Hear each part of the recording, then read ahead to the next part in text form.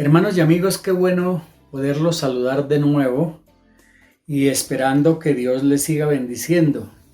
Siempre mi propósito es enseñar lo que la Biblia dice, pero también en este caso quiero hablar acerca de los conceptos de la iglesia. En el Antiguo Testamento no se habla de la iglesia, no existe la palabra iglesia en el Antiguo Testamento. Entonces tenemos que ir al fondo histórico. ¿Cuál fue el origen de la palabra iglesia? Realmente este no tiene origen religioso, sino origen político. Se llamaba en Grecia eclesía. Era un grupo de personas que usaban los griegos como un cuerpo de ciudadanos reunidos para tratar asuntos políticos y asuntos sociales. Entonces vamos a mirar en esta oportunidad 4 conceptos acerca de la iglesia para entender el origen de esa palabra. Y también, por supuesto, tenemos que actualizar nuestras vidas en relación a ese tema. En primer lugar, el concepto griego.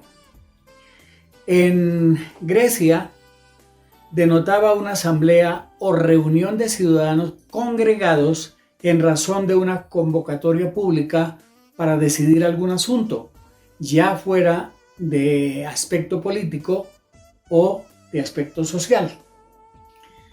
Encontramos, por ejemplo, en Hechos 19:32, cuando hubo un alboroto, porque Pablo estaba predicando, se alborotó el pueblo y había una reunión confusa, y dice en Hechos 19:32, unos gritaban una cosa y otros gritaban otra cosa, porque la iglesia estaba confusa y la mayoría no sabía qué razón había para esa reunión.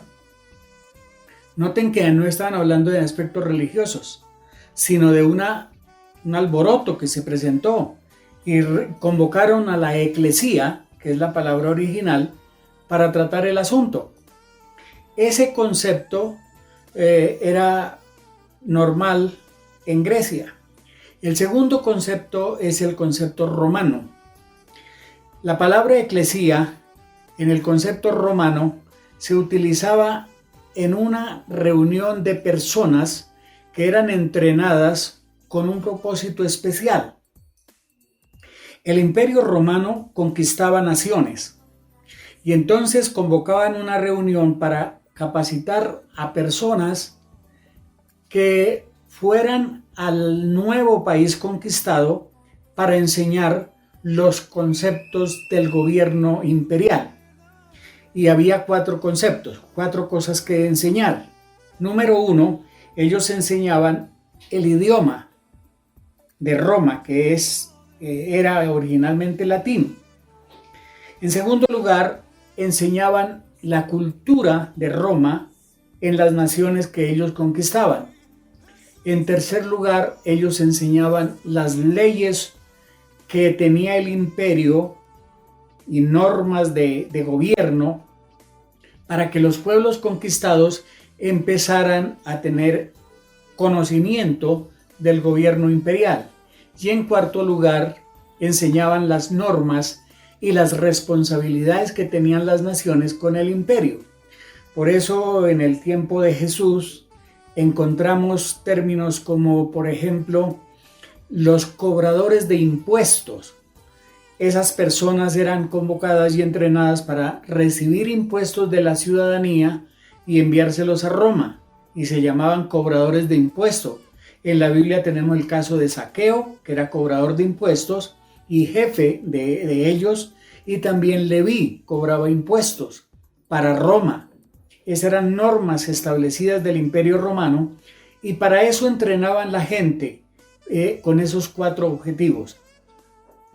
El tercer grupo o concepto es el concepto que tenemos en la Biblia griega, que se conoce como la Septuaginta, o la traducción griega del Tanaj, que se emplea un término para hablar acerca de eso. En esa traducción, la palabra eclesía era cajal. Y transliteración del hebreo se refiere a una congregación o grupo de personas reunidas en una asamblea. En el caso mencionado, tenemos en el Salmo 22, versículo 22, la expresión cajal. Dice: anunciaré tu nombre a mis hermanos en medio de la cajal, o sea, congregación, te alabaré. Esa es la expresión que tiene la Septuaginta. Era la palabra cajal, que significaba congregación o reunión de personas.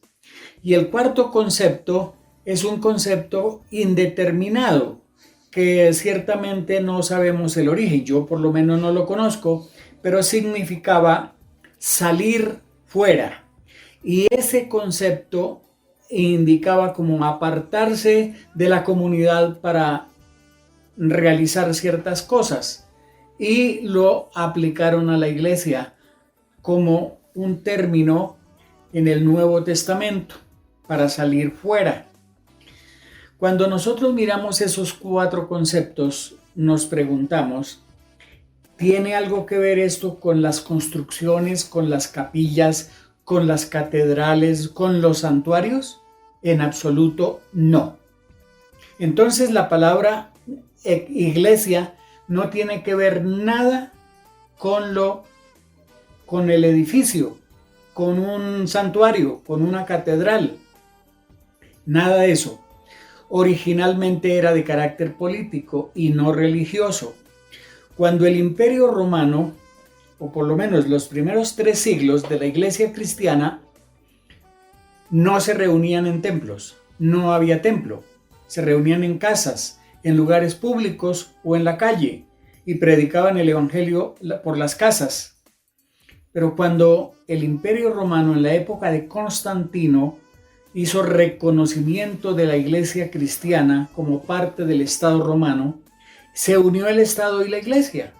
Y entonces las personas, por cuenta del Estado, empezaron a dar órdenes de reunirse en los templos paganos, y dejaron esos dioses paganos y empezaron a reunirse los cristianos en esos templos, y empezaron allá a llamar esos templos iglesias. Y ahí nació el concepto de iglesia como una construcción. Hoy día encontramos, por decir algo, en la iglesia católica, la iglesia de Santa Teresa, la de San Juan, la de San Lucas, la de no sé quién más, y son construcciones que tienen aplicación a los santos, que no tienen nada que ver con la Biblia, ni tanto el lugar como tal, ni tampoco el santo. Entonces, cuando nosotros miramos esos conceptos, tenemos que nosotros pensar por qué tenemos que llamar iglesias a los templos o a las capillas. Eso hay que evaluarlo y hay que dejar esas costumbres, porque la iglesia está compuesta de personas. La iglesia del Señor está compuesta de personas salvas, redimidas por la sangre de Cristo, que se congregan para adorar y alabar al Señor en cualquier lugar, ya sea en la calle, en los hogares, en lugares públicos o en las capillas, pero no para llamar las construcciones iglesias, sino las personas.